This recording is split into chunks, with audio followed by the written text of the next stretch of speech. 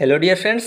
तो आज के इस नए वीडियो में आप सभी का स्वागत है। आज हम डिस्कस करेंगे वैदिक संस्कृत से संबंधित महत्वपूर्ण प्रश्न जो आपके प्रीवियस ईयर के एग्जाम में पूछे गए हैं। प्रश्न दिया गया है, निम्नलिखित में से कौन मूलतः जल या समुद्र का देवता था। ये प्रश्न आपका एसएससी स्नातक स्तरीय परीक्षा 2010 में पूछा गया। वरुण, मित्र, इंद्र, नाशत्य या अश्विन। प्रश्न है, निम्न में से कौन मूलतः जल या समुद्र का देवता था।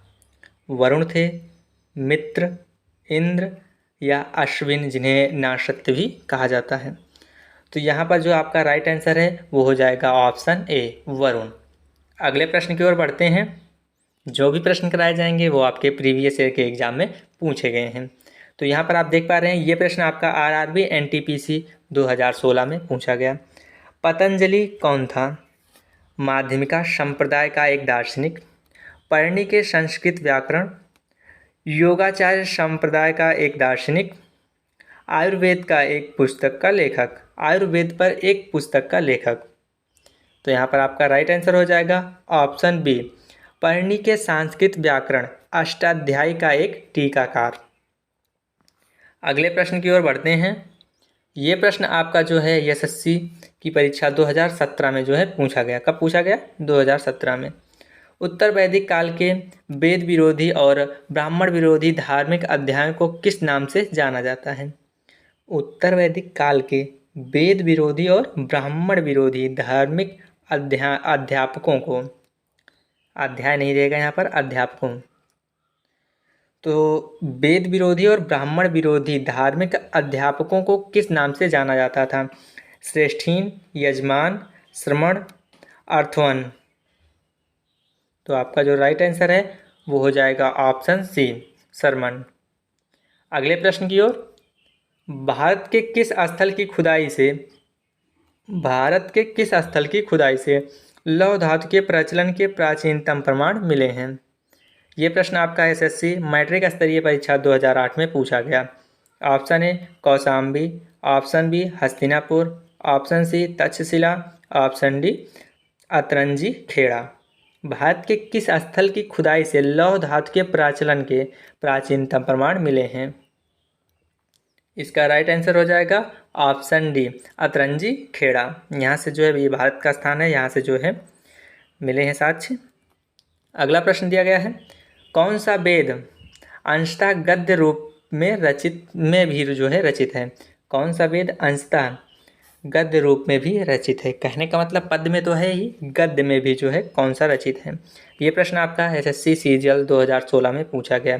यजुर्वेद, सामवेद, अथर्ववेद, ऋग्वेद। तो इसका जो राइट आंसर है वो आपका हो जाएगा ऑप्शन ए, यजुर्वेद। सभा और समिति प्रजापति की 2 पुत्रियां थीं का उल्लेख किस वेद में मिलता है। ये प्रश्न आपका यूपीपीसीएस 2015 में पूछा गया। सभा और समिति प्रजापति की 2 पुत्रियां थीं, इसका उल्लेख जो है किस वेद में मिलता है। सामवेद में, अथर्ववेद में, ऋग्वेद में, यजुर्वेद में।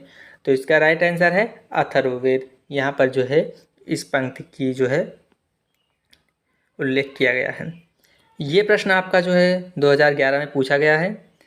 उत्तर वैदिक काल में किस देवता को सर्वोच्च स्थान प्राप्त था। उत्तर वैदिक काल में किस देवता को सर्वोच्च स्थान प्राप्त था।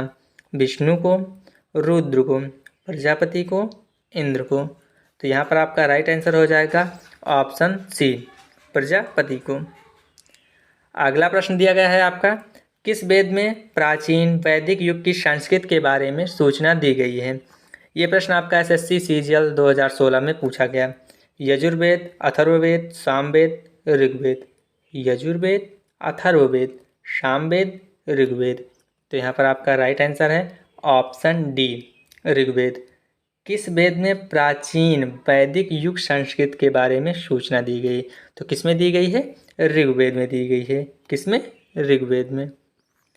अगला प्रश्न आपका, निम्नलिखित में से कौन वैदिक उत्तर वैदिक काल में लिखे गए ग्रंथों का सही क्रम जो है सही है। निम्नलिखित में से कौन जो है उत्तर वैदिक काल में लिखे गए ग्रंथों का सही क्रम है। कहने का मतलब पहले क्या लिखा गया, उसके बाद क्या लिखा गया, फिर उसके बाद। तो ऑप्शन ए दिया गया है वेद, ब्राह्मण, आरण्यक, उपनिषद। ऑप्शन बी वेद, उपनिषद, ब्राह्मण, आरण्यक। ऑप्शन सी उपनिषद, वेद, ब्राह्मण, आरण्यक। ऑप्शन डी वेद, आरण्यक, ब्राह्मण और उपनिषद। तो यहाँ पर आपका राइट आंसर हो जाएगा ऑप्शन ए। सबसे पहले लिखा गया आपका वेद। वेद को जो है सरलतम रूप में जो है लिखा गया ब्राह्मण के रूप में। वेद का जो सरलतम रूप है जो है थोड़ा आसानी से समझने के लिए ब्राह्मण की रचना की गई। उसके बाद यहाँ पर आ जाता है आरण्यक। आरण्यक वो है जो गुरुओं द्वारा जो है वनों में अपने शिष्यों को बताया गया और उनके द्वारा जो है उसका जो है लेखन किया गया, उसे क्या कहते हैं, आरण्यक। अब आरण्यक के बाद आता है उपनिषद। अब उपनिषद वो है जो गुरुओं और शिष्यों के बीच किसी बात पर जो है डिस्कस हुआ कि यहाँ पर जो है ये धर्म के बारे में हुआ, राजनीतिक व्यवस्था के बारे में हुआ, आर्थिक व्यवस्था के बारे में हुआ। तो जो भी आपस में उन लोगों का डिस्कशन हुआ, जो निष्कर्ष निकला, उसे जो है उपनिषद के रूप में रखा गया। तो जो ऑप्शन ए है वो आपका बिल्कुल सही है। सही क्रम आपका यही है। वेद हुआ, कहने का मतलब सर्वप्रथम वेद की रचना हुई। उसका सरलतम रूप ब्राह्मण है। उसके बाद आरण्यक आता है। आरण्यक के बाद क्या आता है, उपनिषद आता है। चलिए अगला प्रश्न देखते हैं। ये प्रश्न आपका संयुक्त हायर सेकेंडरी 10+2 स्तरीय परीक्षा 2012 में पूछा गया था। प्रश्न है निम्नलिखित में से किसका संकलन ऋग्वेद पर आधारित है। यजुर्वेद का, सामवेद का, अथर्ववेद का, इनमें से कोई नहीं। तो दोस्तों आप लोग देख पा रहे हैं ये 4 ऑप्शन दिए गए हैं। अब इसका आंसर जो है आपको कमेंट बॉक्स में बताना है। तो मिलते हैं फिर अगली वीडियो में जो है, तब तक के लिए जय हिंद, जय भारत।